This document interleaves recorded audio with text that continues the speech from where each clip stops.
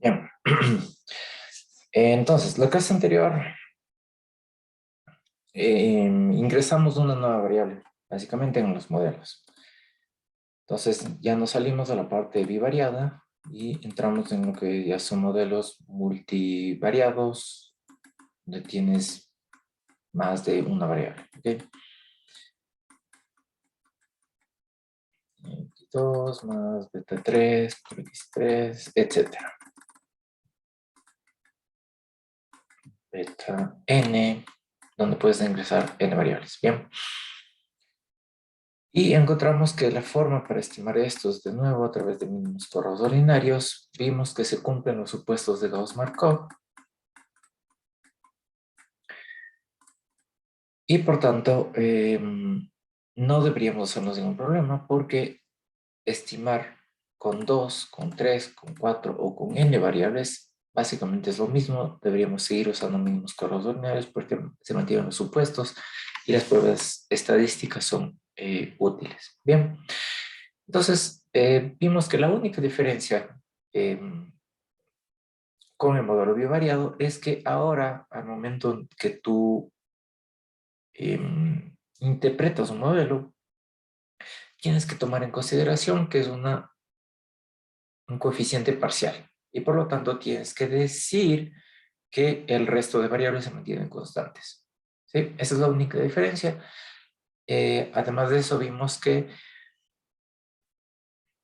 el R cuadrado tiende a incrementarse a medida que se incrementa el número de variables y por lo tanto es una forma de encontrar o de medir modelo que no es eficiente. Y entonces te dije que existe otra manera de medir un modelo y es justamente a través de la prueba F. Vamos a usar justamente esa prueba F el día de hoy para encontrar si es que es necesario incluir una nueva variable o si es necesario quitarla o si es necesario comparar entre dos modelos. Entonces vamos a ver que la prueba F no me sirve únicamente para lo que nos aparece ahí en la regresión, que es para medir si los coeficientes de forma conjunta son cero, sino que la prueba F también me puede servir para comparar modelos, para determinar si es que una variable debe entrar o no debe entrar, y para comprobar hipótesis. Por ejemplo, en este caso, si yo quiero comprobar la hipótesis que x3 y x2 de 0, es decir, que beta 2 y beta 3 son 0 conjuntamente. Bien, entonces para eso también puedo hacer una prueba F. Entonces, en la clase anterior vimos que, de nuevo, usar mínimos cuadrados ordinarios es asequible y me permite usar mínimos cuadrados ordinarios a medida que ingreso más variables. Y lo que no hablamos es de las pruebas estadísticas. Acuérdate que para las pruebas estadísticas tú estás suponiendo que existe normalidad de los errores.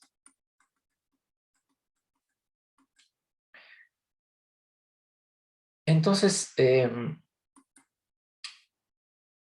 si queremos hacer inferencia estadística, que es nuestro objetivo en hacer mínimos cuadrados ordinarios, tenemos que suponer que los errores siguen esta distribución. Que los errores siguen esta distribución normal con media cero y con varianza sigma cuadrada. Entonces, esto lo hicimos para un modelo bivariado y se mantiene exactamente lo mismo para un modelo multivariable. Se mantiene el mismo supuesto que los errores sean cero y que la varianza sea constante. ¿Cuál es la diferencia ahora? Que ahora lo que tendríamos que construir es justamente esa matriz de varianzas y covarianzas. Pero es exactamente lo mismo. Entonces, la única diferencia es que ahora ya se convierte en una forma matricial para que sea mucho más fácil el cálculo. Si se cumple entonces este supuesto de normalidad de los errores, Significa entonces de nuevo que estamos trabajando con estimadores que son MELI. Y por lo tanto significa que usar mínimos cuadrados ordinarios está bien. Sabemos también que si se cumple este supuesto de normalidad de los errores, también se cumple los supuestos de normalidad de las betas. Es decir, el beta también se distribuye como una normal. El Y también se distribuye como una normal. Y por lo tanto, significa que podemos hacer las pruebas de estadísticas de f y chi cuadrado.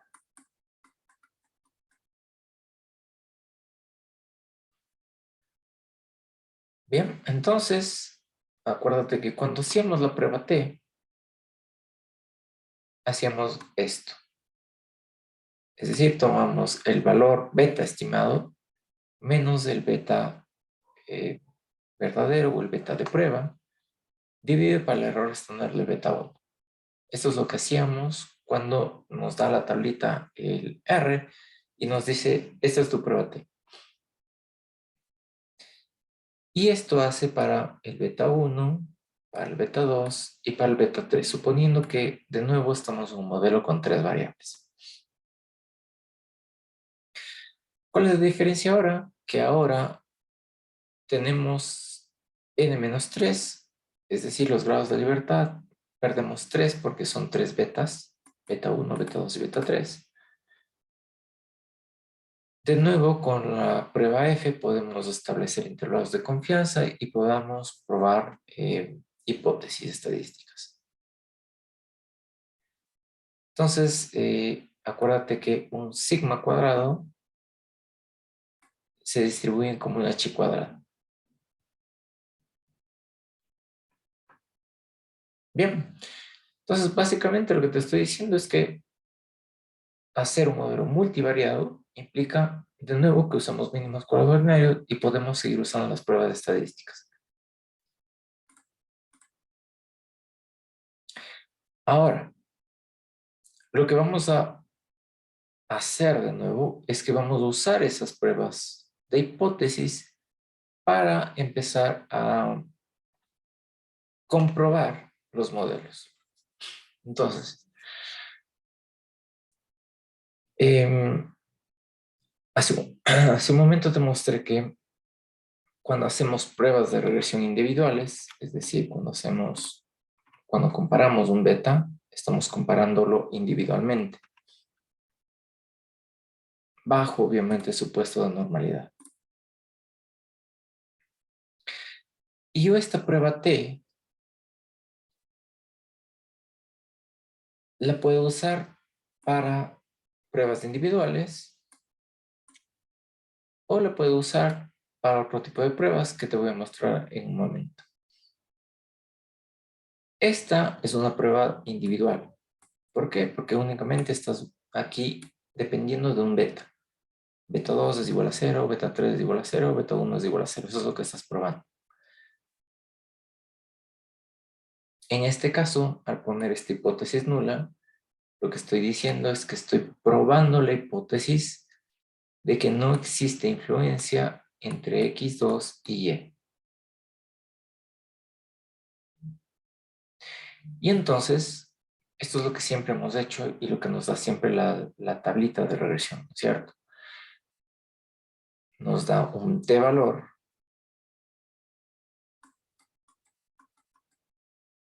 que lo obtienes de esta manera.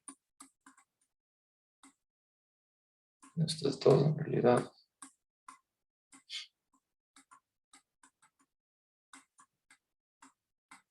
Ok. Nuestra hipótesis nula es que beta 2 es 0.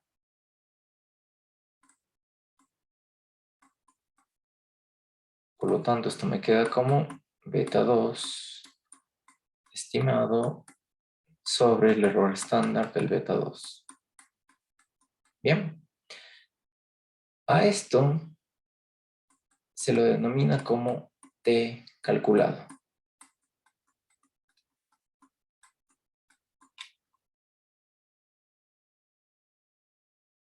¿Ok? Y esto es un número, te va a dar 1.12, 1.5, qué sé yo.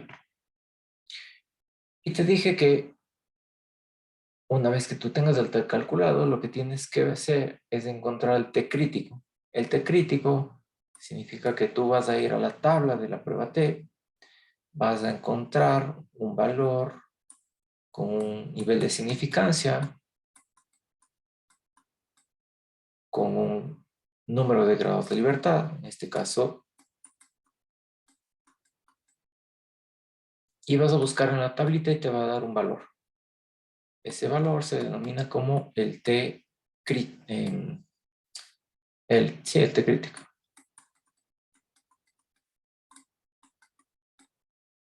Y de nuevo es un número. 1.1, qué sé yo. Entonces, para aceptar o para rechazar la hipótesis nula, lo que vas a hacer es tomar el t calculado y tomar el t crítico. Si el t calculado es mayor que el t crítico, significa entonces que rechazas la hipótesis nula. Si por el contrario el t calculado es menor que el t crítico, significa entonces que yo no rechazo la hipótesis nula.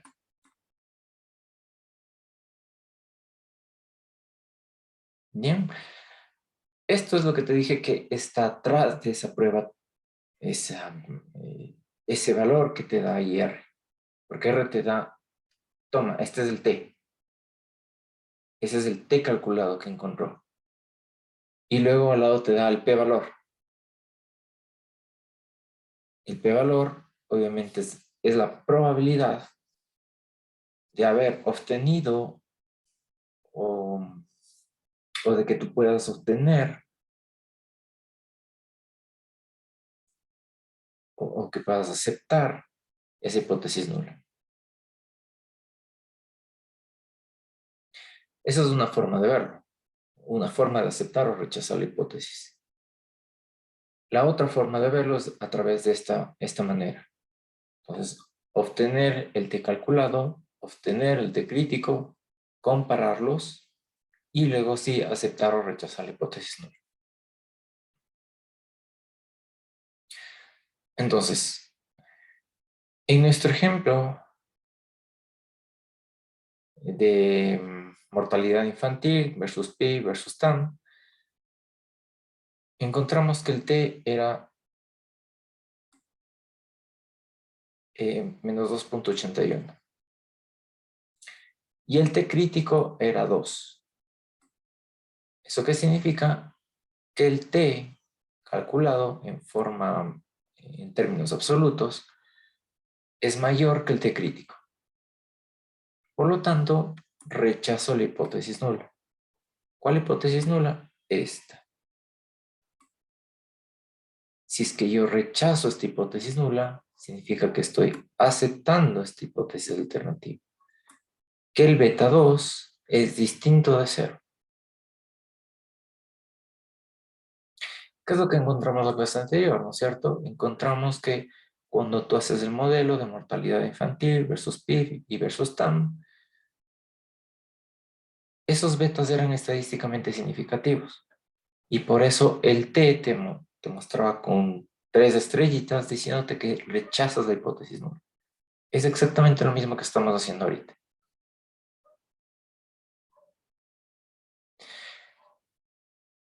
Si lo quieres ver a través del p-valor, el p-valor te da 0.065.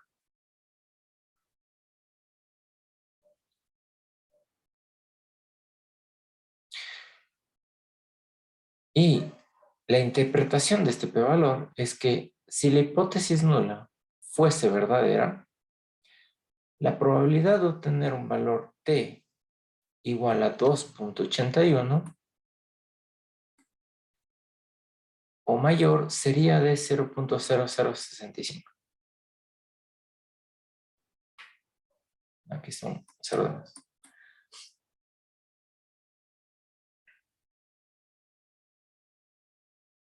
¿Ok? Entonces, de las dos formas te pueden estar diciendo exactamente lo mismo. A través de p-valor o a través de esta forma. También puedes medirlo a través de la prueba de una cola. En este caso son dos colas, porque el beta 2 es igual a 0. Y entonces el alternativo, la hipótesis nula, tiene las dos colas. Puede ser mayor a 0 o puede ser menor a 0. Si tú quieres hacer la prueba de hipótesis de una sola cola, también lo puedes hacer.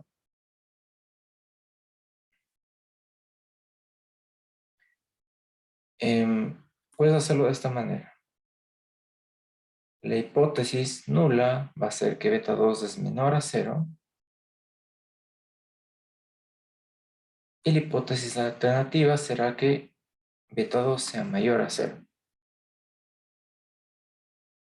Es decir, tu hipótesis nula es que la mortalidad infantil y el PIB están relacionados negativamente. Tutor, una consulta. No entendí eso del valor P, porque ahí pone 0,065 y abajo le tacha porque había un 0 más, pero si es de 0,065 el valor sería en 6,5%, no sea 0,65%. ¿Cuál es la cantidad correcta? Sí, tienes toda la razón. A ver, este está bien.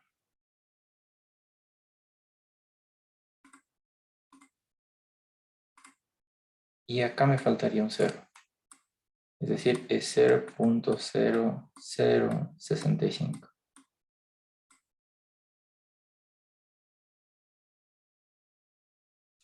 Gracias por Y, la aclaración. y ojo, claro que ahí sí concuerda, ¿no? Porque aquí decimos que rechazamos la hipótesis nueva.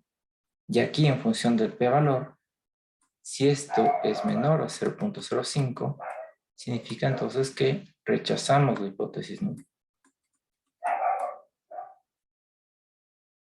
Si es que era 0.06, ahí no hubiéramos rechazado la hipótesis nueva.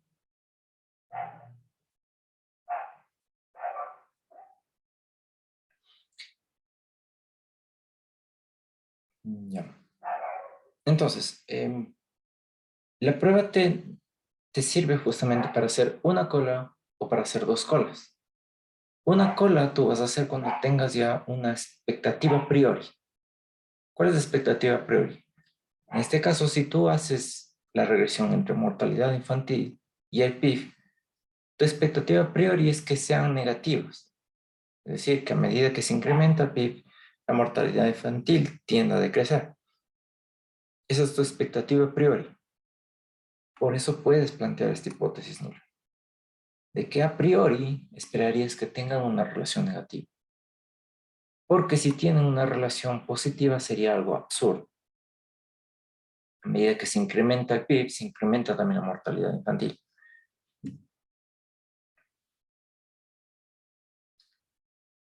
Y de la misma manera que en dos colas, en una cola puedes encontrar los intervalos de confianza, puedes construirlo de esta manera. De nuevo, este valor lo encuentras en la tabla. Este valor en contraste de la regresión, este también. Esto es en contraste de la regresión y este en contraste en la tabla. Es el t crítico dividido para 2. Y puedes encontrar este intervalo de confianza con un 95% de confianza.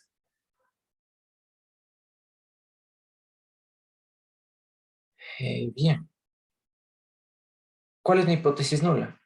La hipótesis nula es que beta 2 es 0.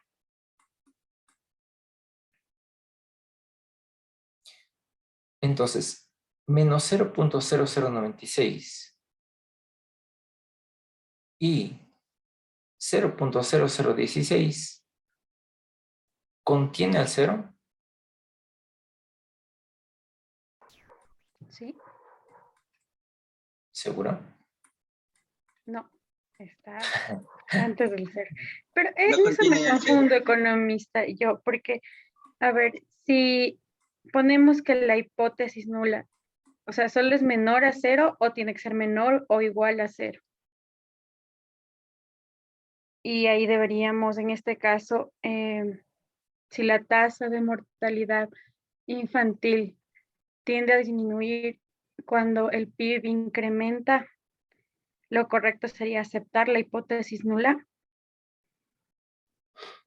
Ya. A ver, no puedes hacer esa prueba de hipótesis de mayor o igual. ¿Por qué no puedes hacer? Por esto. Tiene que ser igual para que sea de dos colas. Y tiene que ser mayor para que sea de una cola. Entonces, una prueba de hipótesis nunca puede ser mayor o igual. Ok, gracias. Luego, en este segundo caso que hicimos la prueba de hipótesis de una sola cola, encontramos los intervalos de confianza de 0.096 a 0.016. Este es negativo y este es negativo. Significa que el 0 va a estar por acá. Y por lo tanto, no está en esta región. No está en este intervalo de confianza.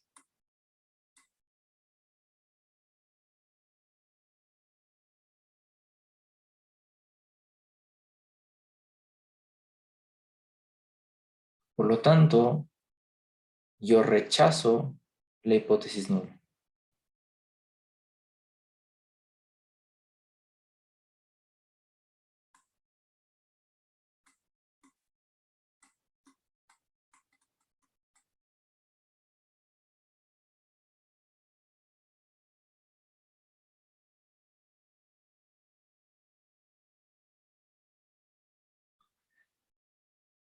Entonces, las pruebas de hipótesis te siguen funcionando de la misma manera. Tú puedes seguir probando lo que tú quieras. No necesariamente que beta 2 sea 0. Puedes probar que beta 2 sea 1, que beta 2 sea 1.5, que beta 2 sea 4, qué sé yo. Tú puedes seguir planteando muchas hipótesis. Y vas a aceptarlos o rechazarlos calculándolo de esta manera. Usualmente lo que siempre hacemos y lo que siempre nos da al hacer una regresión es usar la prueba de dos colas. La prueba de una cola no se suele usar porque tienes que tener una expectativa a priori y es algo que les dije que no deberíamos tener, sino que debemos dejar que los datos nos digan qué hay, qué existe. Acuérdate que para realizar una prueba de hipótesis estamos asumiendo que existe normalidad de los errores. Y entonces vimos que existían pruebas estadísticas para determinar la normalidad de los errores. Entonces, eso se sigue manteniendo. Antes de hacer todas estas pruebas de hipótesis y de seguir planteando más pruebas de hipótesis, lo que deberíamos ver es si los residuos siguen esa distribución normal. Si es que no siguen, obviamente hay que hacer alguna corrección, aplicando logaritmos, aplicando cambios de escala, u otras formas que vemos de cambios de las variables de X.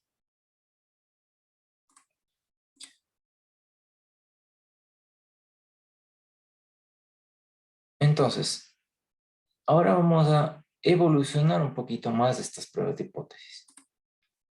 Hace un momento te mostré la prueba típica, que es una prueba individual, donde tú tienes únicamente una variable, que beta 2 sea igual a 0.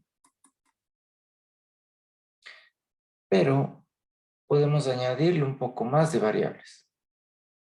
En este caso, Vamos a hacer esta prueba de hipótesis. Que beta 2 y que beta 3 es igual a 0. Entonces ya no es una prueba individual, porque ya influyen más de 2 betas. A este tipo de pruebas de hipótesis se le conoce como pruebas de hipótesis conjuntas.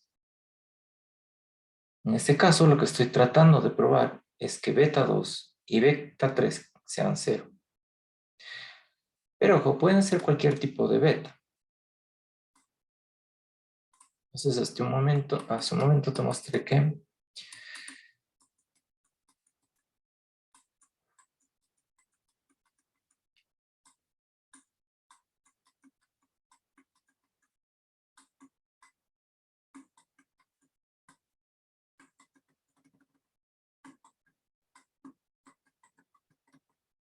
entonces, en este caso estoy probando que beta 2 y beta 3 sean 0.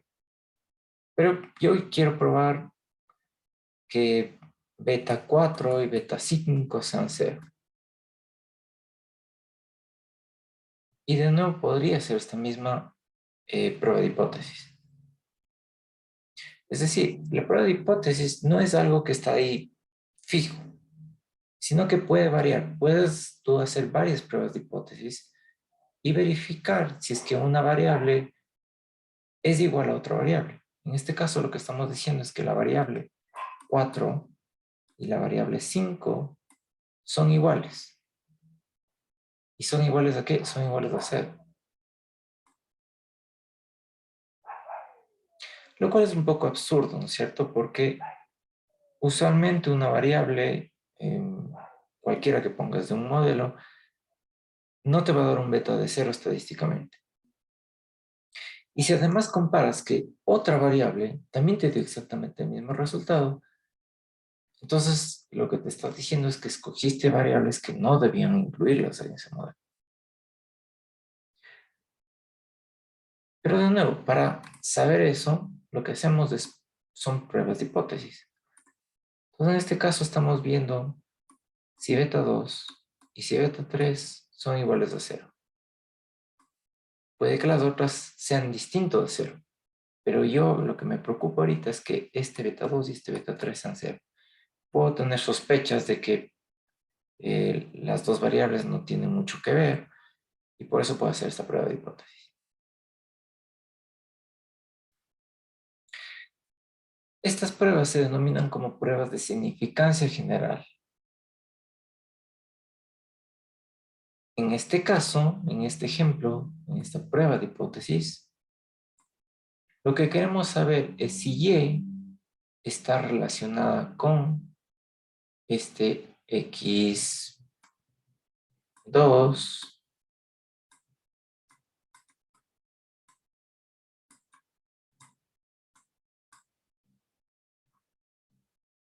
y está relacionada con este X3 a la vez. Ojo, a la vez. No es una prueba individual. Es las dos en conjunto. Entonces yo estoy probando que esto es 0 a la vez que esto es 0.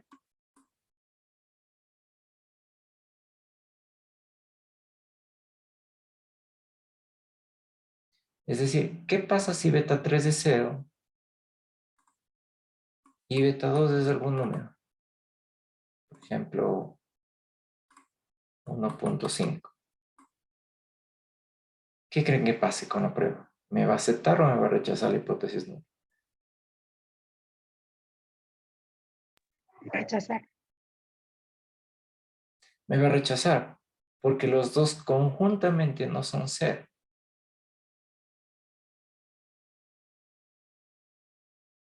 Entonces mira que aplicar pruebas individuales y luego pruebas conjuntas me permite a mí saber si es que individualmente o conjuntamente las variables están relacionadas con Y. Y tú vas a decir, pero es un trabajo tedioso. Sí, es tedioso, pero esto tú usas cuando tienes alguna duda por ahí. Por ejemplo, ¿qué pasa si este beta te da 0.05 y este beta te da 0.004? Entonces ahí te entra la duda y tú dices, ok, ¿qué pasa aquí? Puede que este x2 y este x3 conjuntamente son 0. Entonces tendrías que plantear esta hipótesis.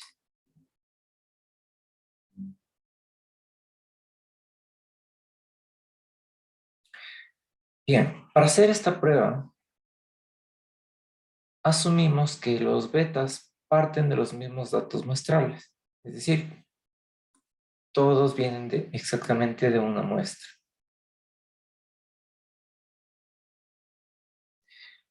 Ello implica que todos vengan de una sola muestra. X2 y X3 vienen exactamente de la misma muestra. Esto es un supuesto. Cuando tú usas la prueba T, lo que estás asumiendo es que cada una de estas variables vienen de diferentes muestras.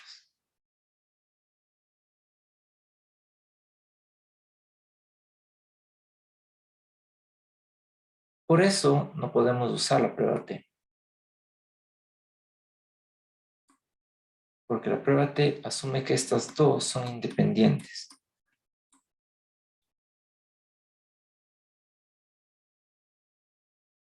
Y entonces, si no podemos usar la prueba T, tenemos que usar la prueba F. Entonces, acuérdate que la prueba F la obteníamos a través de la tabla NOVA. Hacíamos la descomposición de la varianza como la suma de cuadrados totales más la suma de cuadrados estimados más la suma de cuadrados residuales. Y obteníamos la prueba F, que era la suma de cuadrados estimados dividido por los grados de libertad, dividido por la suma de cuadrados residuales dividido por los grados de la libertad. O también lo que te mostré como la suma de cuadrados medios, estimados medios, y la suma de cuadrados residuales medios.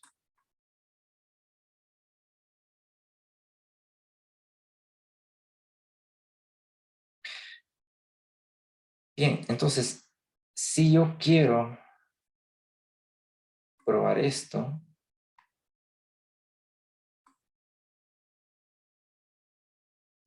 significa entonces que este numerador va a ser igual a sigma cuadrado.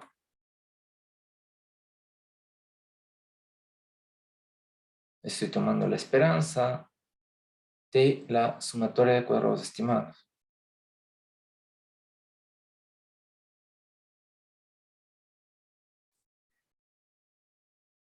Eso significa que al tomar la esperanza de la sumatoria de residuos de cuadrados dividido por n-3, esto es sigma, y la esperanza de sigma estimado es igual a sigma poblacional.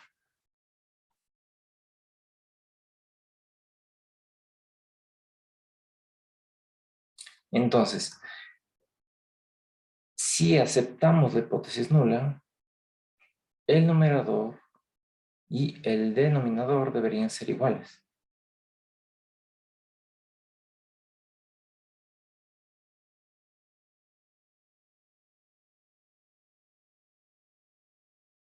Es decir, x2 y x3 no están ejerciendo influencia sobre y. La única fuente de variación serían los errores.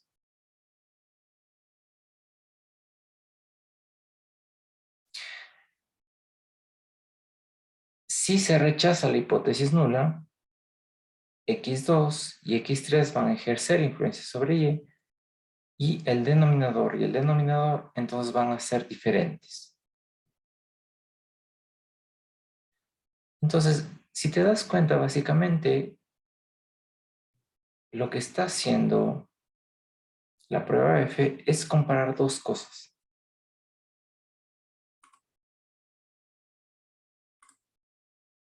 es comparar lo que está aquí arriba versus comparar lo que está aquí abajo.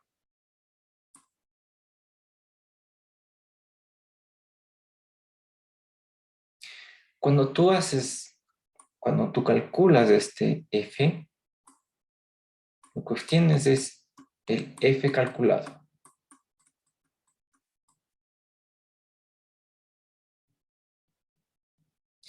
De nuevo, el f crítico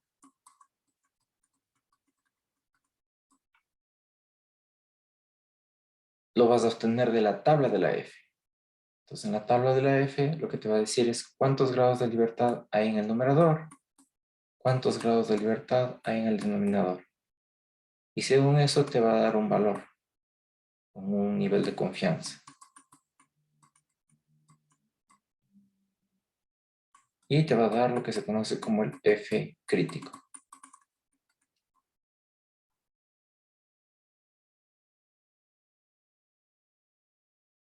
Y entonces, de nuevo, llegamos a una forma para determinar si rechazamos o si aceptamos la hipótesis nula.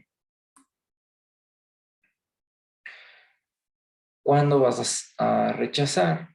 Cuando el f calculado es mayor que el f crítico.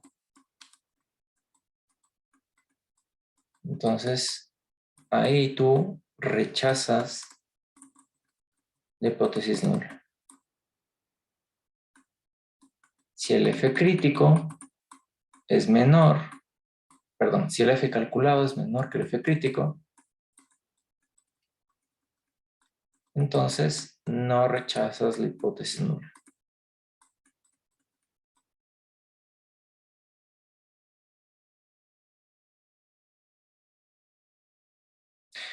Entonces, al igual que lo que hicimos con la t, podemos hacer en la f.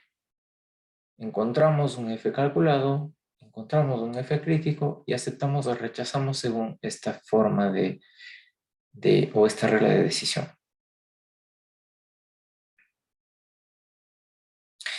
En nuestro ejemplo de mortalidad infantil versus PIB versus TAM, el F calculado era 73.83. Y el valor crítico con 2 grados de libertad en el numerador, con 60 grados de libertad en el denominador, era de 3.15. Por lo tanto, obviamente mi F calculado es mayor a mi F crítico. Es decir, yo rechazo la hipótesis nula de que beta 2 y que beta 3 en manera conjunta son iguales a 0.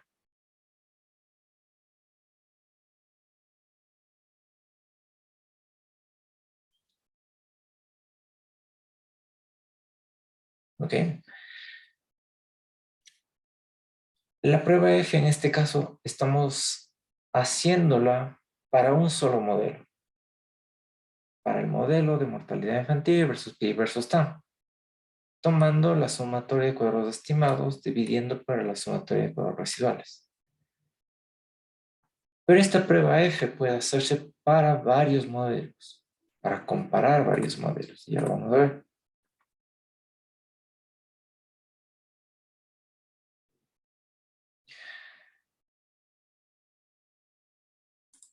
También te dije que hay una relación entre la R cuadrado y la prueba F. Siempre que el modelo me da el resultado de una regresión, me da el R cuadrado y el F. Y te dije entonces que una forma de ver si es que mi modelo funcionó bien es a través del R cuadrado. Pero vimos que el R cuadrado tiene problemas. A medida que aumentas variables, aumenta el R cuadrado. Y entonces, por eso mejor usábamos el R cuadrado ajustado que consideraba los grados de libertad. Y la prueba F también sirve para justamente medir qué tan bien o qué tan bueno fue mi modelo. Entonces, usualmente la prueba F lo que mide es esto. Es una prueba conjunta de que todos los betas conjuntamente son iguales a 0. Esta es la prueba que te está haciendo siempre que tú haces una regresión. Es decir, como vimos hace un momento, lo que hace es la sumatoria de cuadrados estimados dividido por la sumatoria de cuadrados residuales, cada uno dividido por sus grados de libertad. Pero esto yo puedo descomponerlo usando un poquito de álgebra y puedo encontrar esto. Puedo ponerlos en términos de la sumatoria de cuadrados estimados sobre la sumatoria de cuadrados totales, que esto es el R cuadrado.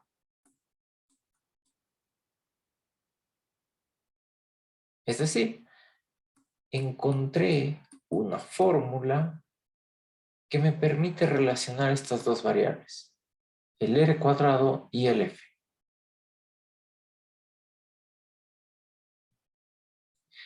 Si tú ves acá, el R cuadrado y el F se relacionan de manera directa.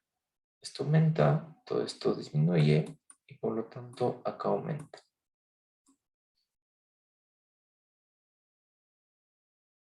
¿Qué quiere decir eso? Que a medida que tu R cuadrado se incrementa, tu valor F calculado también se va a incrementar. Si el R cuadrado es 0, significa que el valor F también va a ser bastante cercano a 0 o 0.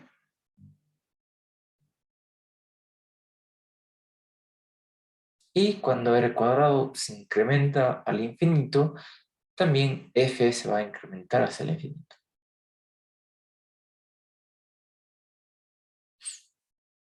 Entonces, la prueba F lo que está midiendo es la significancia general de la regresión estimada, que es lo que hace también el R cuadrado.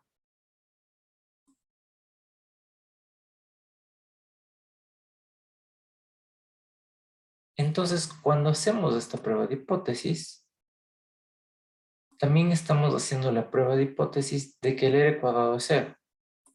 Porque acuérdate, si esto es 0, esto también va a ser 0.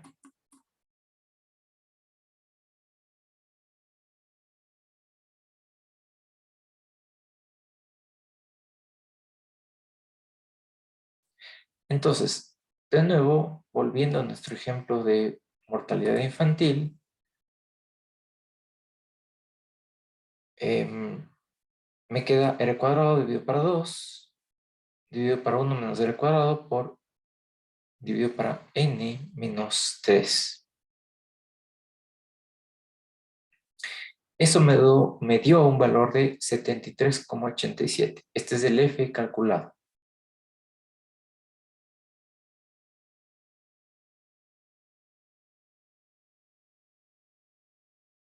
¿Cuál es la ventaja de usar esta fórmula que encontramos acá?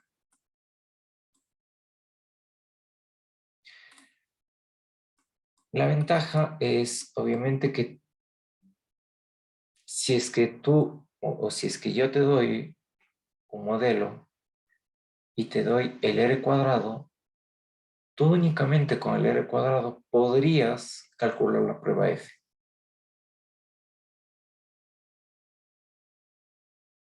Esa es la ventaja de verlo de esta manera, la prueba F. No tienes que estar calculando la suma de cuadrados estimados, la suma de cuadrados residuales, sino que únicamente con el R cuadrado podrías calcularlo. Entonces es más fácil para calcularlo. Entonces, en un ejemplo anterior encontramos que al realizar la regresión, el R cuadrado era 0,1092. Y entonces la pregunta es, ¿esto es bajo? ¿Es medio bajo? ¿Es medio alto? ¿Es alto? Y aquí vamos a pelearnos por eso. Alguien me puede decir, no, si es bajo, el otro me dice, no, es medio. Entonces, ¿cómo sabemos si es bajo o si es medio? Pues en vez de ver el R cuadrado de esta manera, lo que hacemos es verlo a través de la prueba F.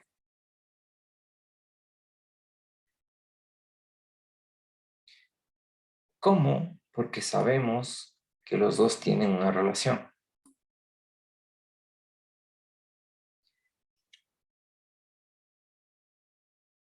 Entonces, si obtenemos que el F para este caso es 11.46 y el p-valor de esa prueba F es 0.00002, lo que estoy es rechazando la hipótesis nula de que las dos regresoras no tienen efecto sobre la regresada.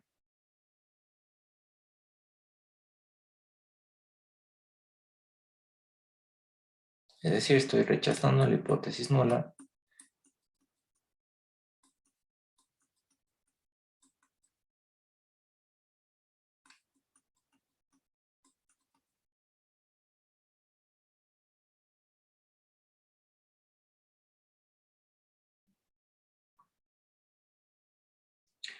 Bien, entonces, el R cuadrado, si bien es algo que me permite conocer cómo funciona mi modelo, de nuevo, no lo usen arbitrariamente. El R cuadrado vimos que tienen algunos problemas y más que nada puede ser subjetivo. Entonces, para ti puede ser esto bajo, para mí puede ser medio. Entonces, ¿cómo nos zafamos de dudas si es bajo o medio? Usando la prueba F. En vez de usar el R cuadrado, usamos la prueba F. Además, cuando estemos en datos de panel, vamos a ver que tener un R cuadrado bajo no es malo. Es algo común que tengas en datos de panel un R cuadrado bajo. No significa que el modelo sea malo. Significa únicamente que esa es la relación entre las variables. Entonces, de nuevo, no se preocupen por tratar de maximizar el R cuadrado, sino preocúpense por rechazar las pruebas de hipótesis, en este caso, rechazar la prueba F.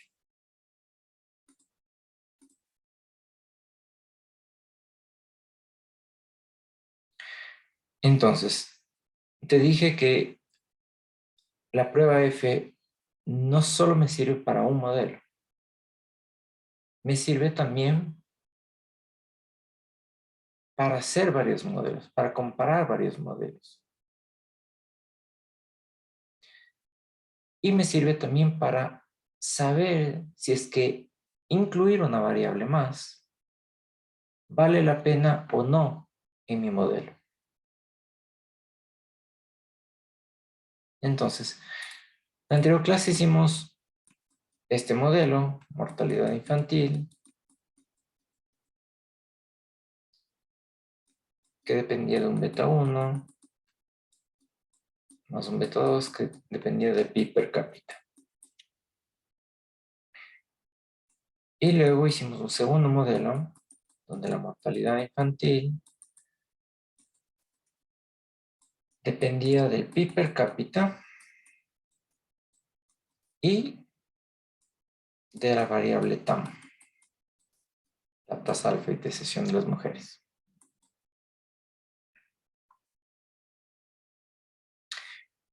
Y te dije entonces que cómo podíamos saber si es que incluir esta variable mejoraba mi modelo. Y vimos en la anterior clase que podíamos comparar los modelos a través del R cuadrado siempre y cuando tengan la misma variable y tenga el mismo número de observaciones. Entonces, en teoría, si el R cuadrado mejoraba, el R cuadrado ajustado, no el R cuadrado normal, se supone que era una evidencia para saber que el segundo modelo era mejor. Si es que no mejoraba, era una evidencia para saber que el segundo modelo no ayudaba en nada. Es decir, incluir la variable TAM no mejoraba en nada el modelo. Pero esto es una forma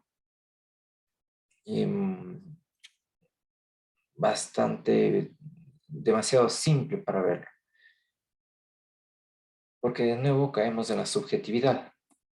El R cuadrado pudo haber mejorado en 0.0001. Y tú me dices, no, es que sí mejoró en 0.0001. Entonces, no es algo sustentable. Para hacer algo sustentable, debes hacerlo a través de pruebas estadísticas. Entonces, en este caso,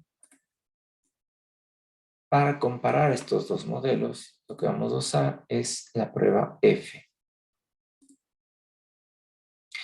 Y justamente lo que queremos es conocer si una variable adicional o una variable incremental ayuda en el modelo. Entonces, este es mi modelo 1.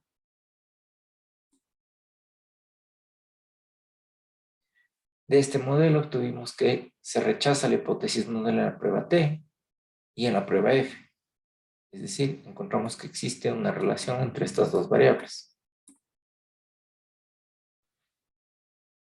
Ahora, yo quiero hacer este modelo 2. Es decir, quiero incluirle esta variable TAM y quiero comparar para ver si mejoró o empeoró. Y para eso se usa la prueba F. Como lo que está en el numerador va a ser la suma de cuadrados estimados nueva, es decir, de modelo 2, menos la suma de cuadrados estimados vieja, es decir, del modelo 1, dividido para el número de regresoras. Y en la parte inferior tengo la suma de cuadrados totales nueva, menos la suma de cuadrados estimados nueva, es decir, las dos del modelo 2. Dividido para los grados de libertad, que es n menos el número de parámetros del modelo. Cuando yo hago este test, obviamente de aquí tengo que encontrar la suma de cuadrados estimados. De acá tengo que encontrar la suma de cuadrados estimados y la suma de cuadrados totales. Y con eso voy a reemplazar aquí, aquí, aquí y aquí. Y estos valores también los reemplazo. Una vez calculado todo esto, lo que obtengo es un F calculado.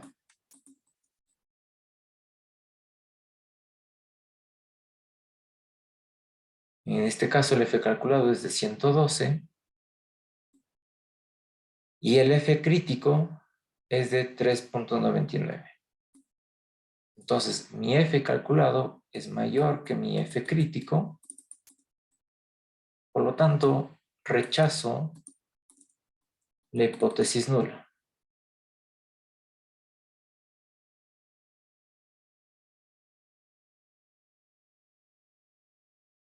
Es decir, que yo al hacer la prueba F, lo que estoy comparando es estos dos modelos, el modelo 1 y el modelo 2. Y lo que estoy buscando es si este modelo 1 es igual al modelo 2.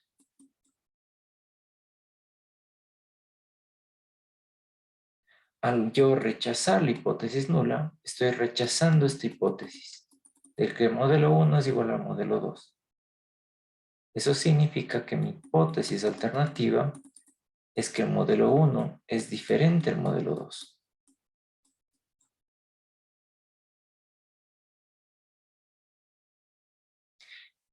¿Y qué implica que sean diferentes?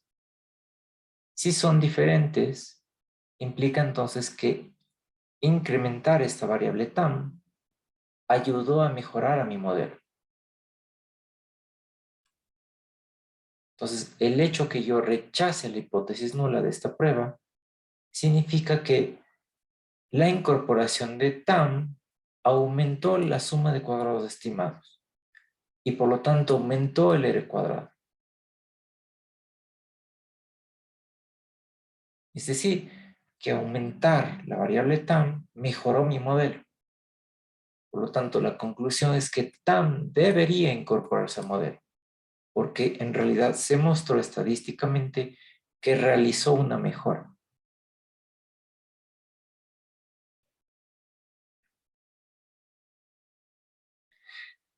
Si no quieres calcularlo de esta manera, puedes calcularlo a través de los seres cuadrados.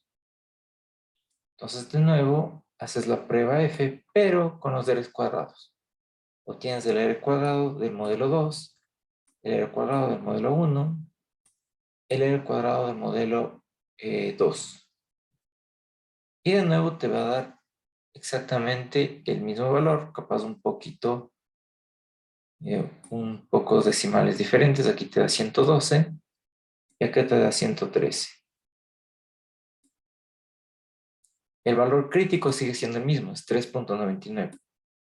Por lo tanto, de nuevo, tu F calculado es mayor a tu F crítico. Es decir, rechazas la hipótesis nula.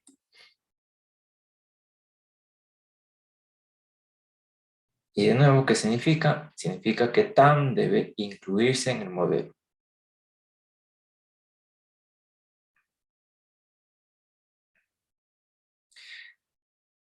Otra forma de saber si es que debes o no debes incluir esa variable es a través del R cuadrado ajustado. Si se incrementa el R cuadrado ajustado,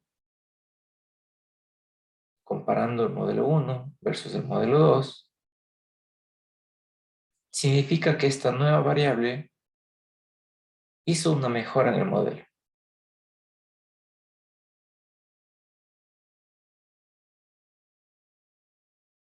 Y si hizo una mejora, entonces significa que debería permanecer en el modelo.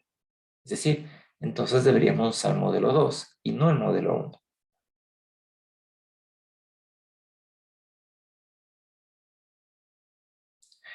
Cuando decidimos si fue una mejora fuerte, cuando el R cuadrado aumenta y cuando el t-valor, es decir, la prueba t de esta nueva variable TAM, es mayor que 1 en valor absoluto.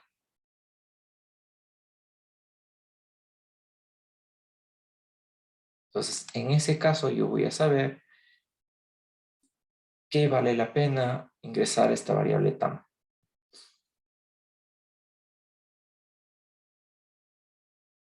Otra regla sería que si el R cuadrado ajustado aumenta,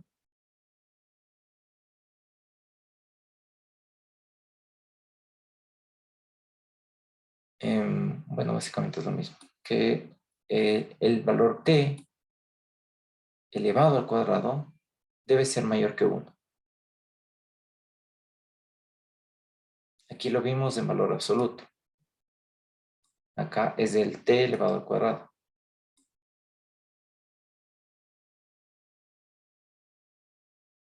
Bien, entonces mira que hay diferentes formas para saber cómo incluir una variable. A través de la prueba F, a través del R cuadrado ajustado y el valor absoluto de t, o a través del R cuadrado y el t elevado al cuadrado.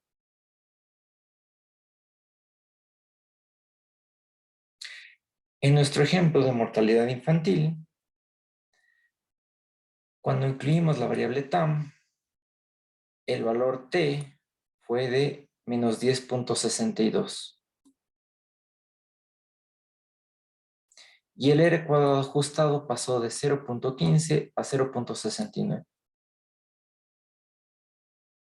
Es decir, que se cumplió esta y se cumplió esta. Y por lo tanto se demuestra que incluir la variable TAM mejoró el modelo. Por tanto, debe ser incluida.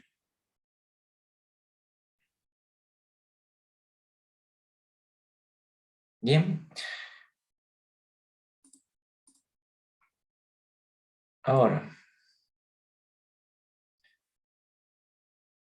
supongamos que tienes 4 variables. En este caso, x2, x3 y x4.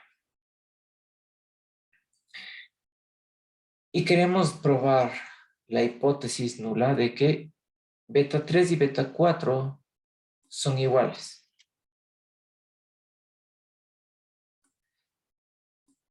Esta y esta son exactamente lo mismo. Entonces, al hacer la regresión, esta me dio 1.6. Al hacer la regresión, esto también me dio 1.6. Esa es mi hipótesis nula.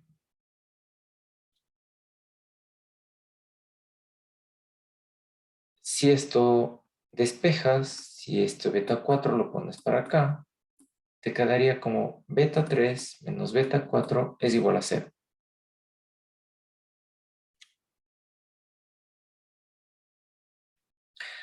La hipótesis alternativa obviamente es que beta 3 es diferente a beta 4. O que beta 3 menos beta 4 es diferente de 0.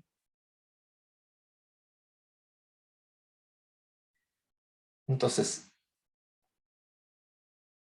puedo hacer una prueba T. ¿Cómo funciona la prueba T? Acuérdate que cuando hacíamos la prueba individual era esto.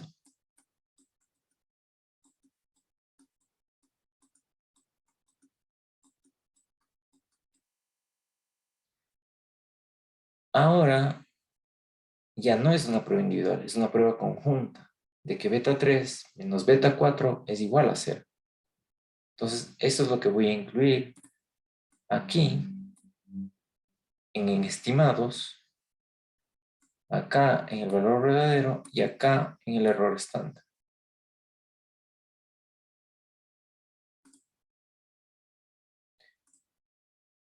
Entonces incluyo esto. Y me va a quedar como este estimador.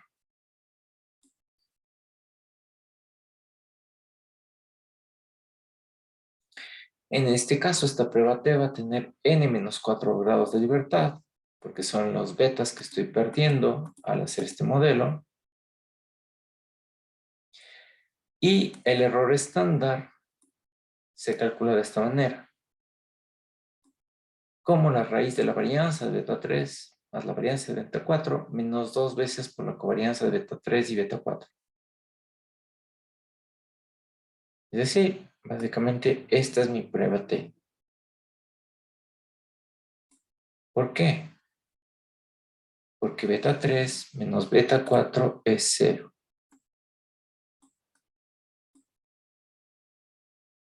Por eso me queda solo esto.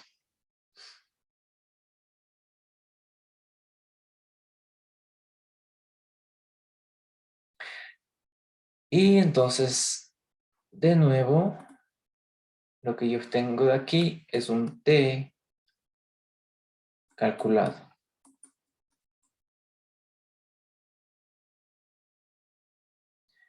¿Cómo hallo o cómo logro hacer este estimador?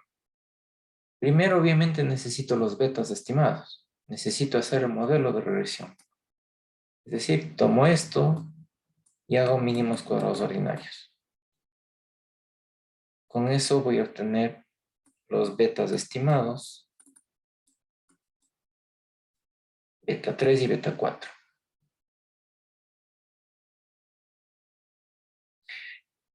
De esa estimación voy a obtener la varianza y covarianza de los estimadores. Acuérdate que necesito la varianza de beta 3, la varianza de beta 4 y la covarianza entre estos dos.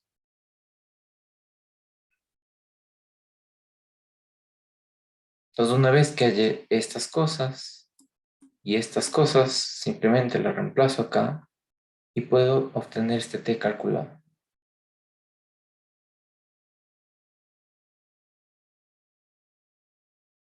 Y luego hago lo mismo, busco el T crítico con un alfa de 0.05 con grados de libertad de tanto y sabemos ya cómo es. Si el F, el T calculado es mayor que el T crítico, se rechaza la hipótesis nula.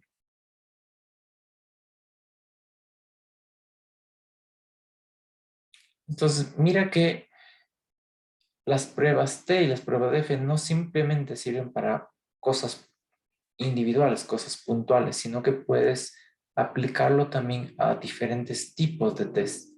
En este caso, el test es de que beta 3 y beta 4 sean 0. Beta 3 menos beta 4 sean 0.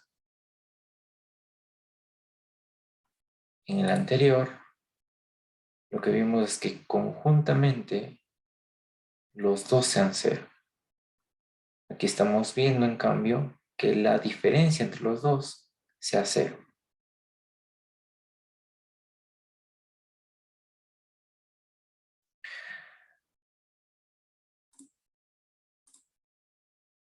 Bien, entonces, otra forma de ver estas pruebas de hipótesis es a través de lo que se le conoce como mínimos cuadrados restringidos y mínimos cuadrados no restringidos. Entonces, en la anterior clase vimos la función de producción de Cobb-Douglas.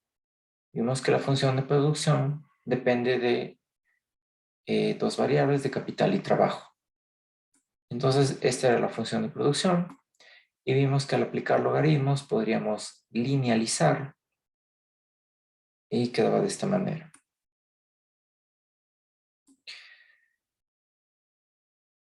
Y nuestra pregunta era, ¿existen rendimientos de constantes de escala? Es decir, beta 2 más 3 más beta 3 es igual a 1.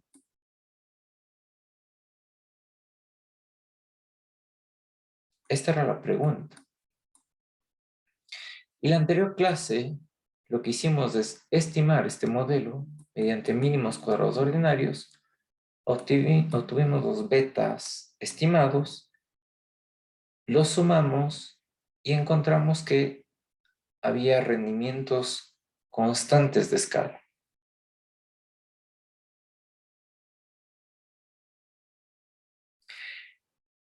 Esa es una manera. Esa es una manera de hacerlo. Es decir, estimar la regresión en logaritmos y luego realizar la prueba de hipótesis.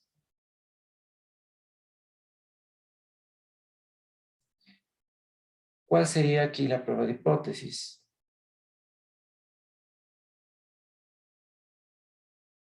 De nuevo, lo que obtendríamos es la diferencia de que beta 2 es igual a beta 3.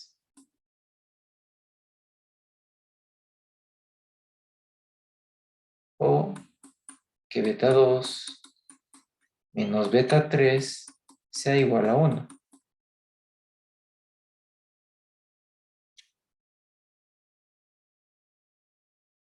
Esta es mi prueba de hipótesis. Que beta 2 menos beta 3 sean iguales a 1.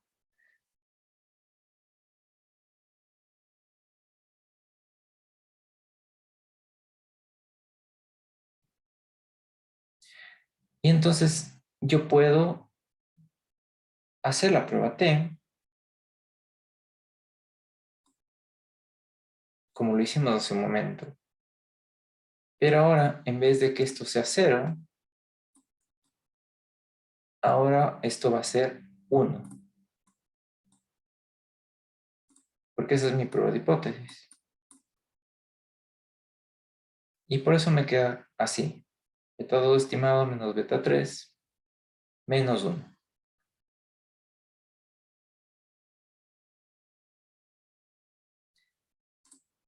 De aquí obtengo el T calculado. De nuevo voy a la tabla, encuentro el T crítico. Y ya sabemos qué pasa. Si el T calculado es mayor que el T crítico, rechazo la hipótesis nula.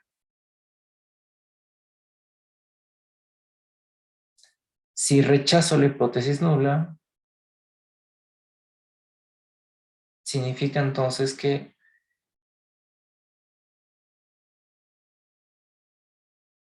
existen rendimientos de escala constantes.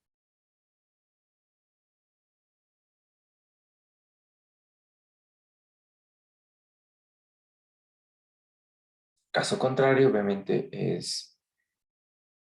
no puedo rechazar la hipótesis nulla. Entonces, esta es una manera, usando la prueba T. Obviamente, primero hay que estimar y luego hacer la prueba T. Otra manera de hacerlo es usando la prueba F. Pero la prueba F me ahorra un paso. Me dice, tú puedes hacer este mismo prueba de hipótesis, pero usando lo que se denomina como mínimos cuadrados restringidos. ¿Cuál es la diferencia con el anterior? Que ahora tú no tienes que estimar para luego hacer la prueba, sino que ya en la prueba está incluida la restricción.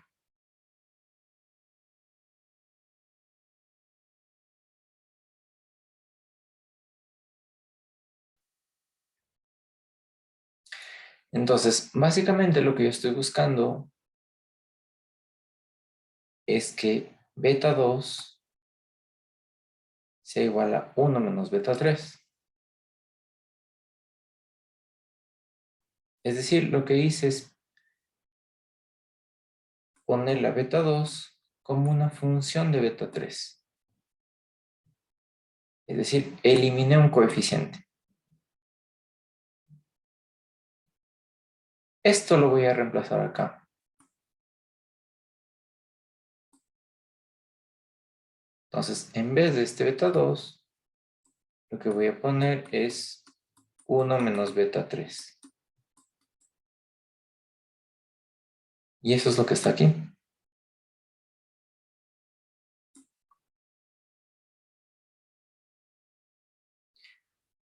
Luego, más o menos, me queda esto.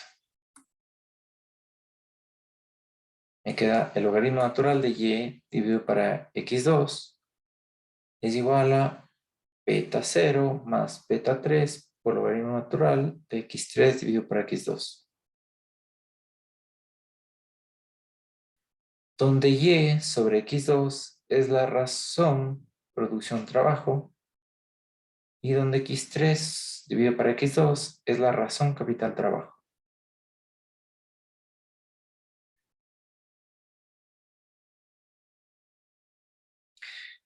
Entonces, básicamente, lo que hice es incluir esta restricción dentro del modelo original.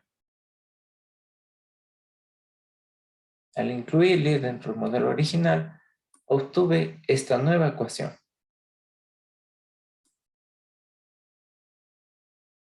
Entonces, básicamente lo que obtuve son dos ecuaciones. La primera, cuando no está restringida, y la segunda, cuando está restringida.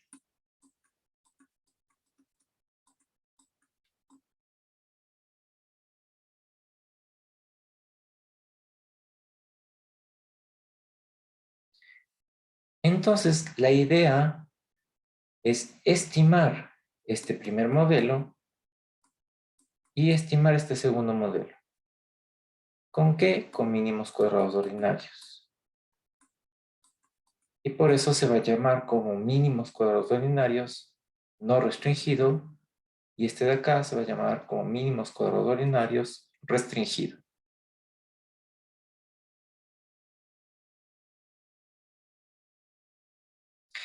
Entonces, ¿qué significa esto? Que la prueba F me permite hacer estas dos cosas. Me permite comparar dos modelos. Un modelo restringido y un modelo no restringido. Entonces, en el modelo no restringido puedes poner lo que tú quieras. Puedes comprobar que beta 2 es igual a 1, que beta 3 es igual a beta 5, que beta 2 más beta 3 menos beta 1 es igual a 5, lo que tú quieras. Eso lo incluyes dentro del modelo y va a ser el modelo restringido. Y el modelo que era original te va a quedar como el modelo no restringido. Y la idea es comparar estos dos. ¿Para qué? Para ver si es que efectivamente el modelo 2 mejoró respecto al modelo 1.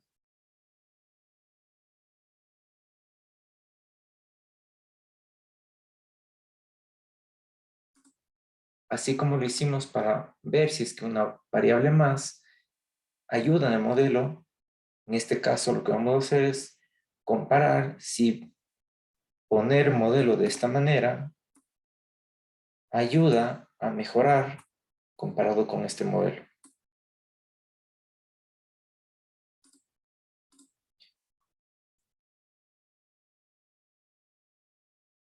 Entonces, para hacer la comparación, lo que voy a usar es la prueba F. De cada uno de los modelos voy a obtener la suma de residuos al cuadrado, es decir, voy a hacer mínimos cuadrados ordinarios. Para modelo no restringido, se le va a poner con este subíndice NR, y para modelo restringido con subíndice R. Y entonces aplico la prueba F. ¿Te acuerdas hace un par de slides? Acá decía nuevo y modelo viejo. Acá decía modelo viejo, etc. Es exactamente lo mismo, sino que ahora en vez de decirlo modelo viejo, modelo nuevo, lo que estamos poniendo es modelo restringido y modelo no restringido.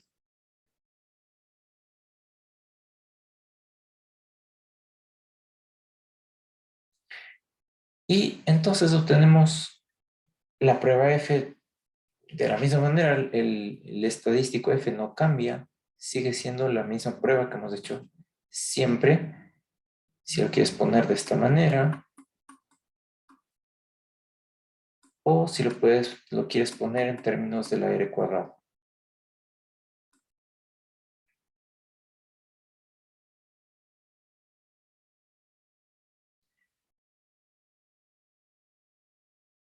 Noten que el R cuadrado del modelo no restringido va a ser mayor o igual que el R cuadrado del modelo restringido. ¿Por qué? Porque vimos que el R cuadrado se ve influenciado por variables adicionales.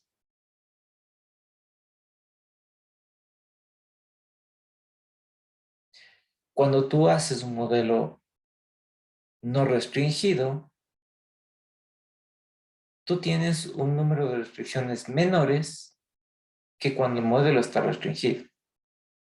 Es decir, acá el M del no restringido es mayor que el M del restringido, donde M es el número de restricciones lineales.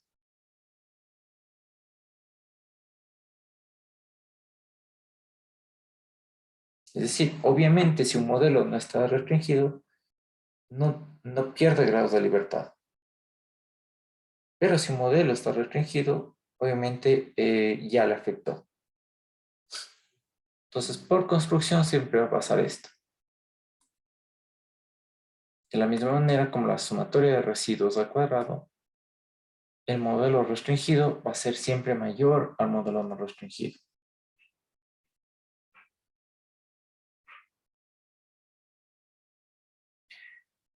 Entonces, yo les planteé dos modelos. Este es el primer modelo, que es la función de producción Cobb-Douglas, que no está restringida, que es la que vimos de la clase anterior. Y esta es la función de producción Cobb-Douglas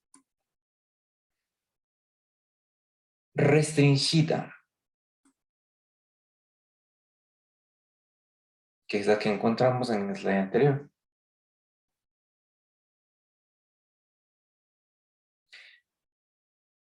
Bien, con esto yo estimo los dos modelos y luego los comparo a través de la prueba F.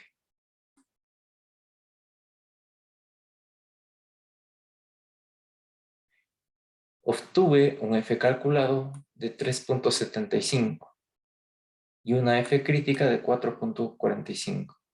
Es decir, que mi F calculado es menor que mi F crítico. Por lo tanto, no rechazo la hipótesis nula que el modelo restringido es igual al modelo no restringido.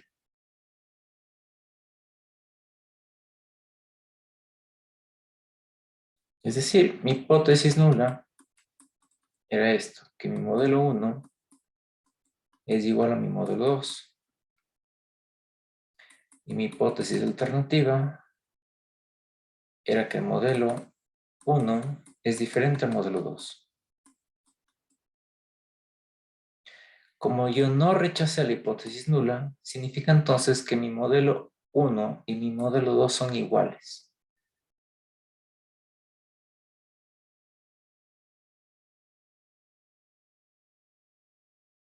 Entonces, lo que me está mostrando es que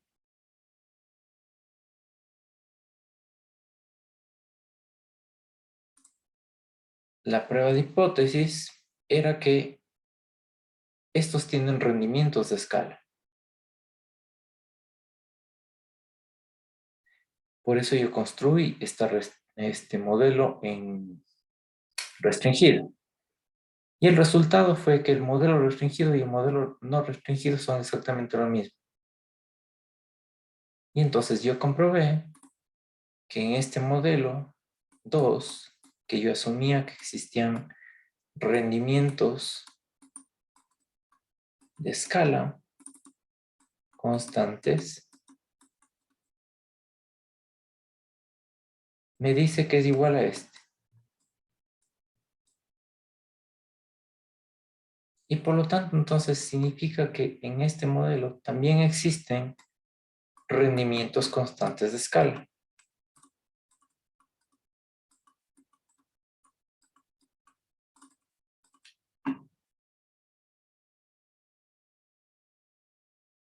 Por lo tanto, comprobé a través de la prueba F y a través de los dos modelos restringido y no restringido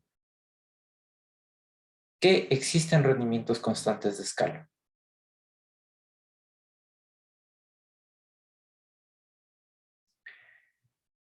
En la clase anterior lo que hicimos es estimar esto. El primer modelo con mínimos corredores y obtuvimos este beta estimado, beta 2 y beta 3. Cuando sumamos era 1.19. Y entonces estoy corroborando estadísticamente a través de la prueba F que existen estos rendimientos constantes de escala.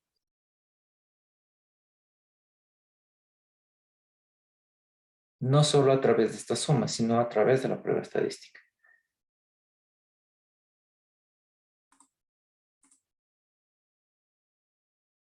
Entonces, esta prueba F puede extrapolarse y puedes usarla para cualquier tipo de prueba de hipótesis que tú quieras. En este caso nos metimos en el caso de funciones de producción y rendimientos de escala, pero puede ser aplicado a cualquier otra cosa. Por ejemplo, puedes probar que beta 2 y beta es igual a beta 3, que beta 3 más beta 4 más beta 5 es igual a 3, que todos en conjunto son 0.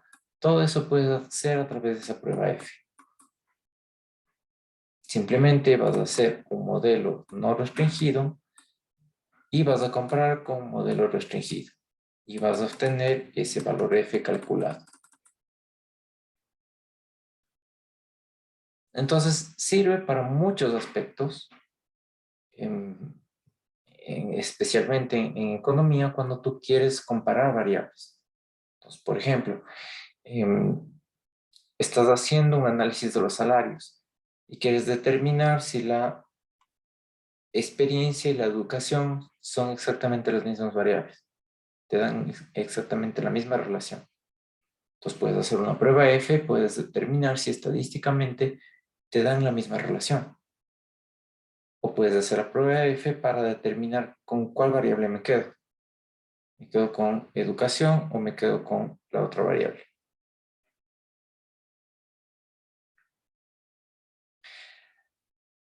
Para cualquiera de estos casos, la regla de decisión es exactamente la misma. Si la F calculada excede la F crítica, entonces se rechaza la hipótesis nula. Bien, entonces hagamos otro ejemplo más. Vamos a usar datos de la demanda de Estados Unidos respecto a carne de pollo, carne de res, carne de cerdo, etc. Entonces, planteamos este modelo, donde Y es la carne de pollo. Y lo que queremos determinar es la demanda de carne de pollo, es decir, de qué depende la demanda de pollo. Entonces, en microeconomía vimos que lo que depende de la demanda de pollo principalmente es el precio. Pero también depende de otros factores. Por ejemplo, el ingreso per cápita. Depende si es un bien sustituto, si es un bien complementario. Entonces, mira, eso es lo que queremos comparar. Queremos comparar el consumo de carne de pollo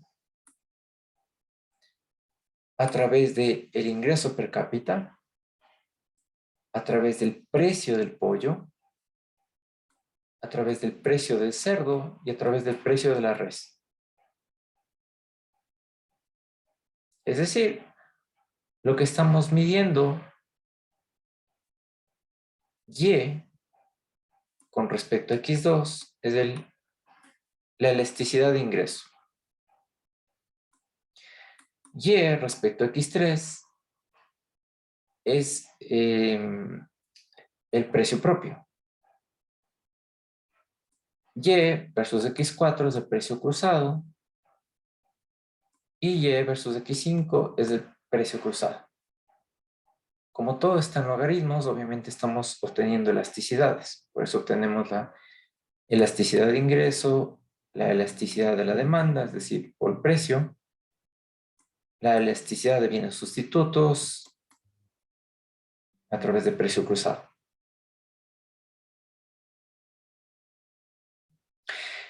Por la teoría económica, por microeconomía, sabemos que la elasticidad del ingreso con la demanda, si es un bien normal, tiende a ser positiva. Sabemos que la elasticidad de la demanda, es decir, en función del precio, tiende a ser negativa.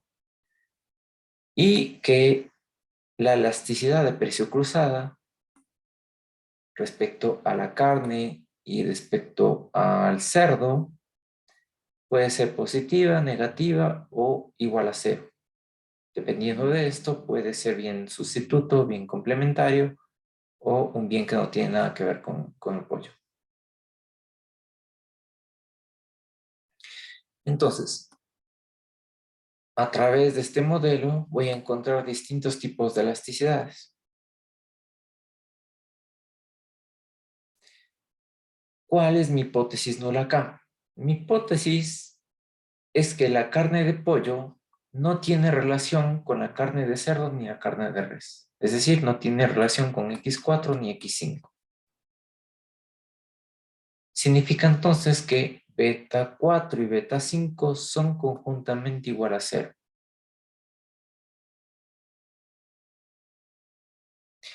Si esto es 0 y si esto es 0, significa entonces que ni el cerdo ni la res influyen en la demanda del pollo.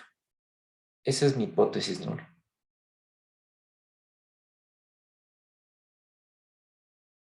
Entonces, yo tengo aquí mi modelo que va a ser el que no está restringido, obviamente. Y lo que voy a hacer es obtener modelo restringido.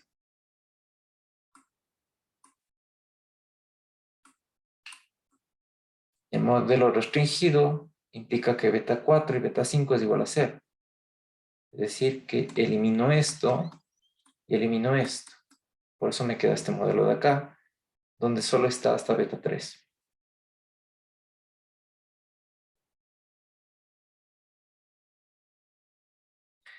Bien, entonces, hacemos lo de siempre. Tengo un modelo no restringido y un modelo restringido, por lo tanto puedo hacer una prueba F.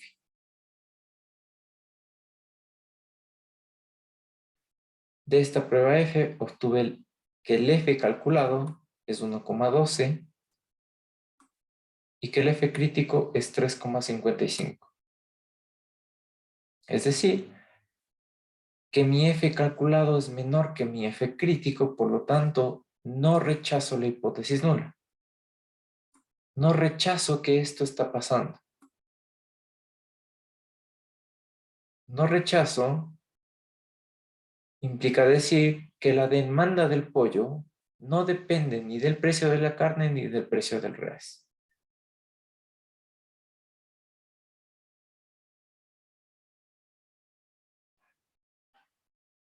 Es decir, de otra manera, que al comparar el modelo restringido y el modelo no restringido, básicamente encontré que estos dos modelos son iguales.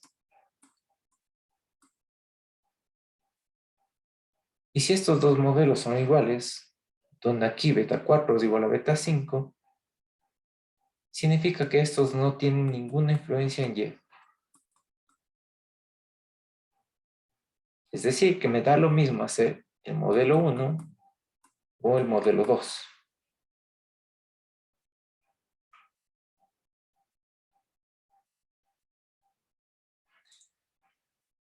También se debe verificar, obviamente, que se cumplan los signos de los betas, es decir, que se cumpla esto, que beta 2 sea mayor a 0, que beta 3 sea menor que 0. Si es que se cumplen los signos, es decir, tiene consistencia económica, significa entonces que el modelo está bien planteado.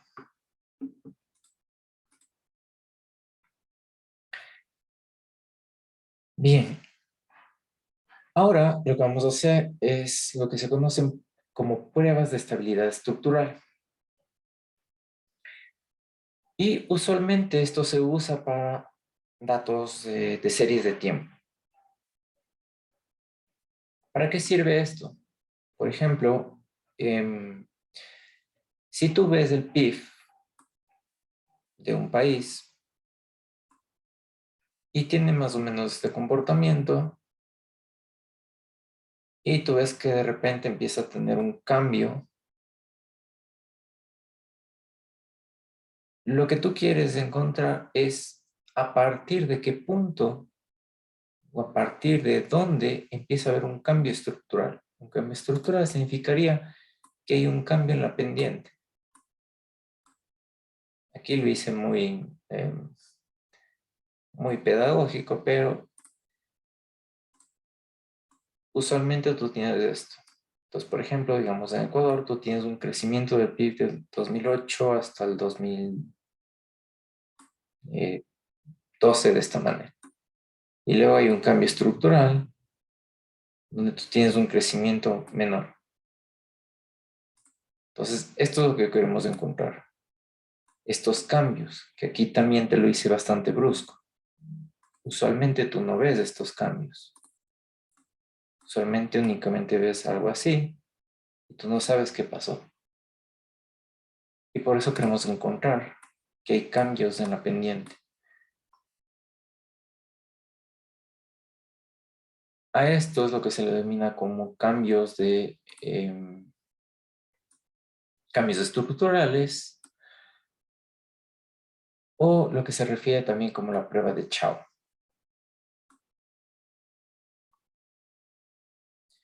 Entonces, lo que queremos hacer es esto. Vamos a usar una serie de tiempo. Una serie de tiempo, obviamente, es una colección de datos que tienes con un tiempo periódico, el seguimiento de esa misma variable. Un cambio estructural se va a dar cuando los valores de los parámetros del modelo no permanecen constantes a lo largo del periodo. Es decir, hubo un cambio en la pendiente. Para esto vamos a usar datos sobre el ingreso personal disponible y el ahorro personal. desde 1970 a 1995. Es decir, lo que estamos buscando es la función de ahorro en función del ingreso disponible. Y entonces, hasta ahora lo que lo que conocemos es hacer mínimos cuadrados ordinarios. Y lo que tú vas a hacer es justamente tomar todos los datos de 1970 a 1995 y vas a hacer mínimos cuadrados ordinarios.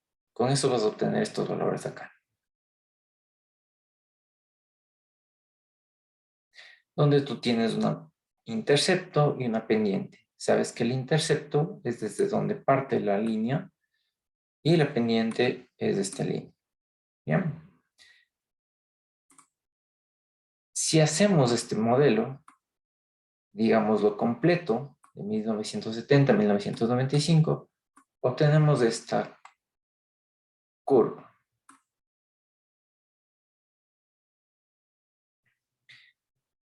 ¿Y cómo te das cuenta aquí que hay un cambio estructural? Aparentemente las observaciones parecerían que no tienen ningún cambio. Pero si tú eres un poco más detallista, vas a ver que estas variables tienen una pendiente diferente a estas variables.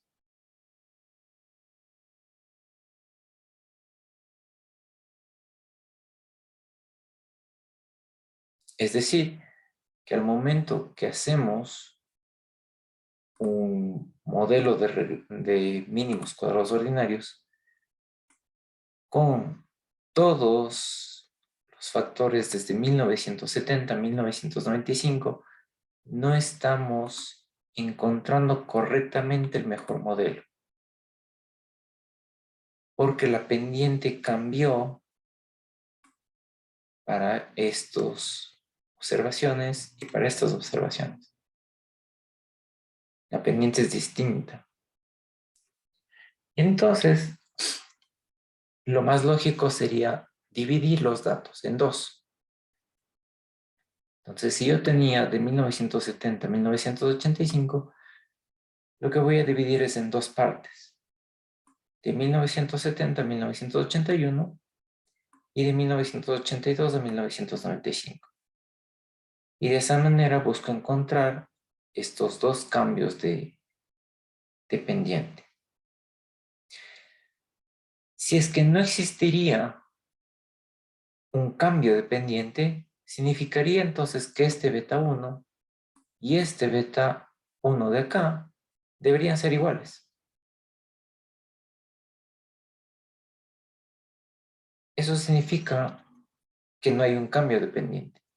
Que si tú tomas submuestras de una serie de tiempos, la pendiente no va a variar. Pero si es que varió, significa entonces que hubo un cambio en la pendiente. Hubo un movimiento.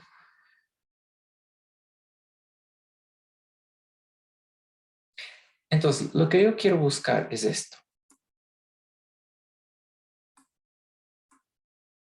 Que el intercepto sea igual en estos dos submodelos y que la pendiente sea igual en estos dos submodelos.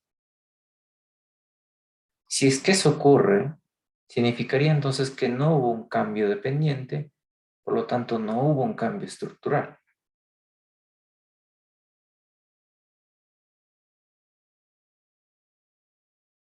Es decir, si no hay cambios en la estructura, perdón, si hay cambios en la estructura, significa que las pendientes van a ser distintas y los interceptos van a ser distintos.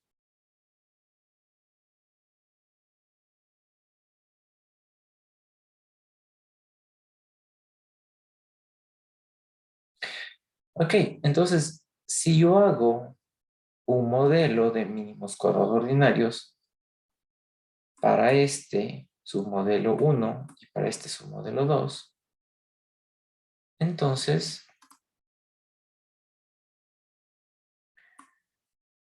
lo que encontré es esto. Este es el modelo completo, este es el modelo sub 1 y este es el modelo sub 2.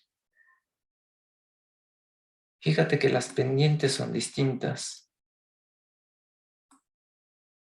Perdón, los interceptos son distintos y las pendientes son distintas. Si yo grafico este modelo sub 1 y grafico este modelo sub 2, tú te vas a dar cuenta que esta línea es más inclinada, perdón, que esta línea es más inclinada que esta. Es decir, la línea roja está más movida para este lado que la otra. Y así únicamente con el gráfico ya te das cuenta que esta pendiente es diferente a esta pendiente.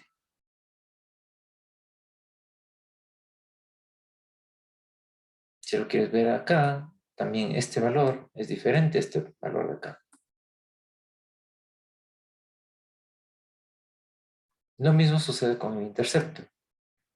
Este intercepto parte de 1 y este intercepto parte de 153.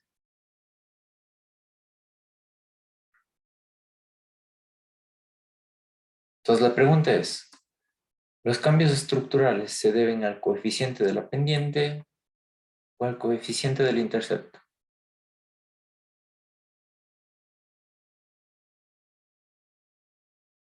Prueba de examen.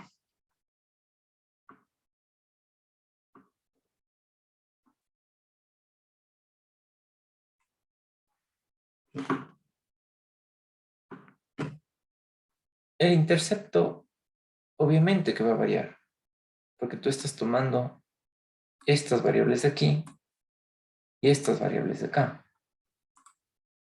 El intercepto de aquí va a empezar acá abajo en 1,01 y el intercepto de acá va a empezar acá arriba en 153.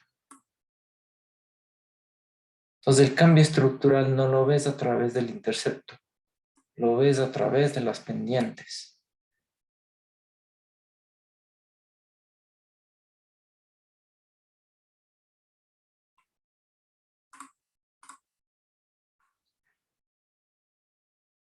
Entonces,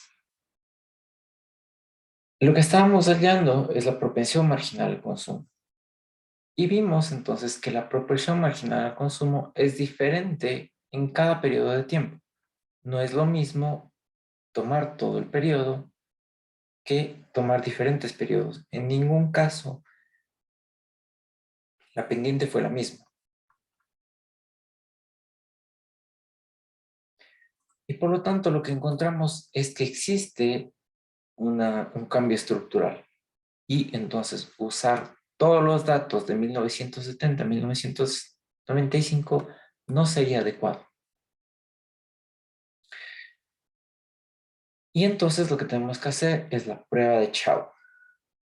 La prueba de Chow tiene algunos pasos y algunos supuestos.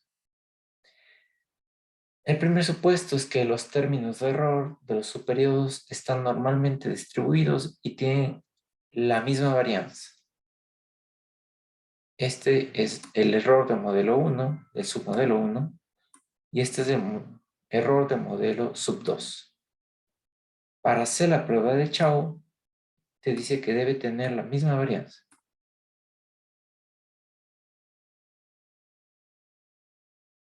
Esto es un impedimento, porque casi siempre no vas a tener la misma varianza. El segundo es que los términos del error U1 y U2 estén independientemente distribuidos. Esto por supuestos de Gauss-Markov se entendería que se cumple. Bien, suponiendo que cumplimos con estos requisitos de la prueba de Chow, ahora sí hacemos los pasos para construir la prueba de Chow. Entonces, primero, lo que hacemos es estimar la regresión conjunta. Es decir, estimar todo el modelo completo,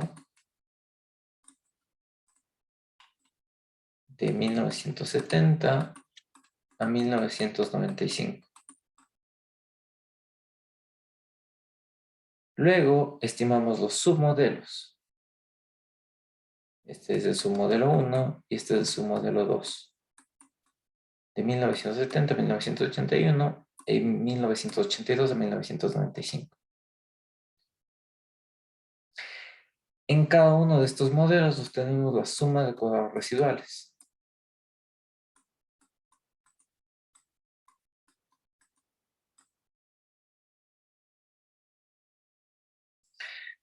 Por los supuestos de la prueba de Chow, se supone que este modelo 1 y este modelo 2 son independientes.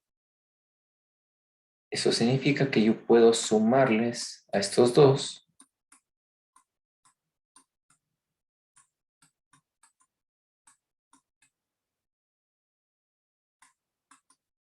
y lo voy a terminar como suma de cuadrados residuales no restringido.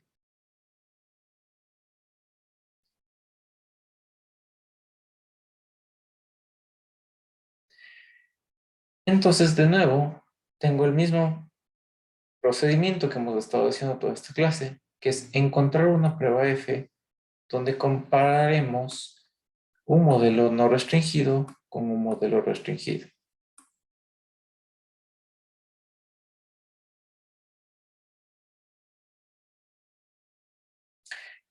La hipótesis nula va a ser que las dos subregresiones son estadísticamente iguales. Eso significa que no hay cambios estructurales.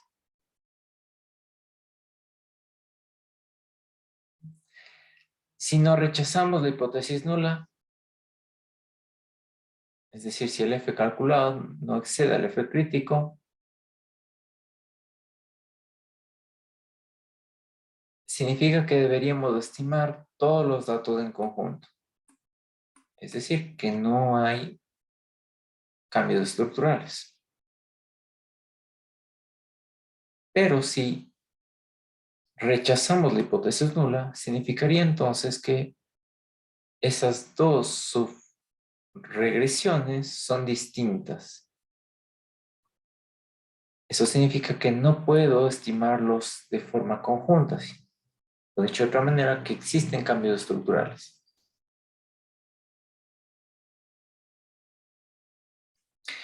Entonces, de este prueba F, obtuve que el F calculado es 10.69. Y el F crítico es 7.72. Entonces, significa que mi F calculado es mayor que mi F crítico.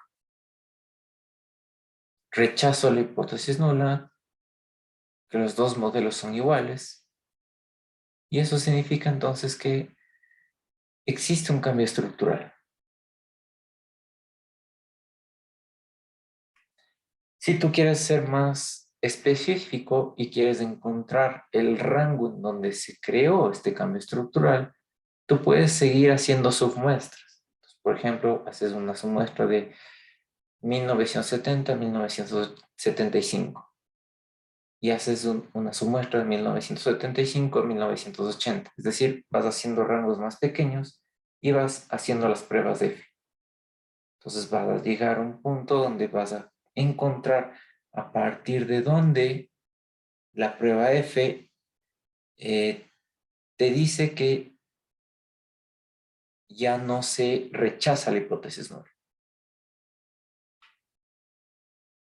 Y con eso tú vas a ir encontrando de poquito a poquito a partir de qué fecha se dio ese cambio estructural. ¿Y para qué te sirve esto en la vida real? Los cambios estructurales te sirven para medir políticas. Pues, por ejemplo, digamos que el Estado impuso un nuevo impuesto a partir de la fecha, yo qué sé, marzo de 2022. Entonces, lo que te permiten ver los cambios estructurales es cuál es el cambio de esa pendiente en esa variable. Es decir, ¿qué pasó a partir de esa política pública? A partir del incremento del impuesto, el consumo disminuyó, se mantuvo o mejoró. Eso es lo que te permite hacer estas pruebas de cambios estructurales. Es comparar el antes y el después, en nuestro caso, de políticas públicas.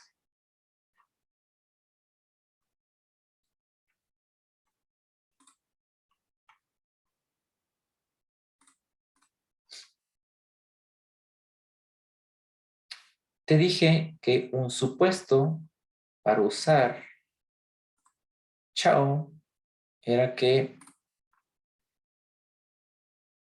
los errores tengan la misma varianza. Eso significa que tenemos que hacer la prueba de hipótesis de que estos son iguales, de que estos son homocedásticos. Si es que no se cumple este supuesto, se supondría que no podemos usar la prueba de Chau. Entonces hay que hacer la prueba estadística de esto.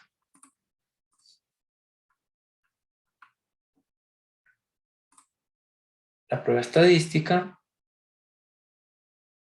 implica que los dos sigmas, el sigma del modelo sub 1 y el sigma del modelo sub 2 son iguales.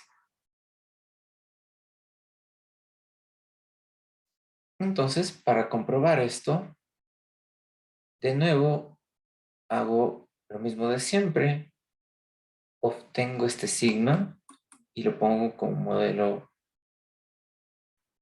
no restringido y este como modelo restringido. Eso significa que puedo hacer una prueba F. Por convención, siempre se pone el valor de sigma que te dio más grande. Por ejemplo, aquí te dio 2.24 y acá te dio 3. Entonces siempre vas a poner este sigma en la parte de arriba y el menor en la parte de abajo.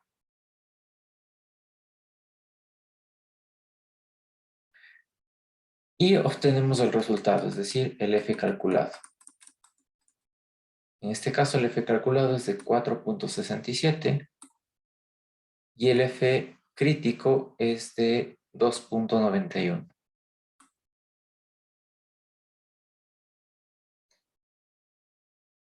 Por lo tanto, yo rechazo la hipótesis nula de que sigma 1 es igual a sigma 2.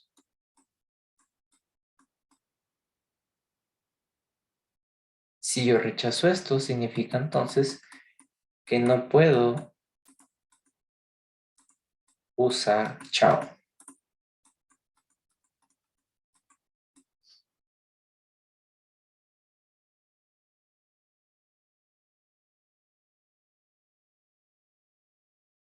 Porque este era parte de los supuestos para usarlo. Si es que no se cumple, obviamente significaría esto, que no podría usar chao para verificar que existen cambios estructurales. Eso no significa que no existan cambios estructurales. Significa simplemente que no puedo usar la prueba de chao, porque la prueba de chao tiene sus supuestos atrás. Pero sí puedo usar otras pruebas de cambios estructurales que ya lo veremos cuando veamos series de tiempo. ¿Ok?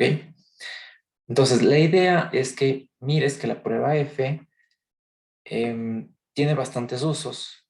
No solo es simplemente para lo que te da en una regresión, es decir, para probar la prueba conjunta de que los betas son cero, sino que tú puedes usarlos para ver si pones una nueva variable más, si comparas entre dos modelos, si comparas un cambio estructural.